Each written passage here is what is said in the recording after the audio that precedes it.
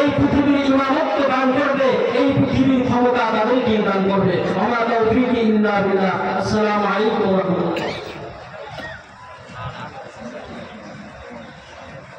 সংগ্রামী উপস্থিতি, জুলাই সনদ বাস্তবায়ন, শাপলা চত্বর সহ সকল গণহত্যার বিচারের দাবি ও খেলাফত প্রতিষ্ঠার লক্ষ্যে বাংলাদেশ খেলাফত মজলিস কুমিল্লা পশ্চিম জেলা শাখা কর্তৃক আয়োজিত আজকের এই বিশাল সমাবেশে এই পর্যায়ে সংক্ষিপ্ত বক্তব্য নিয়ে আসছে বাংলাদেশ খেলাফত মজলিস দাউদকান্দি উপজেলাধীন মোহাম্মদপুর ইউনিয়ন শাখার সম্মানিত সভাপতি হাফেজ মোহাম্মদ ফয়জুল্লাহ।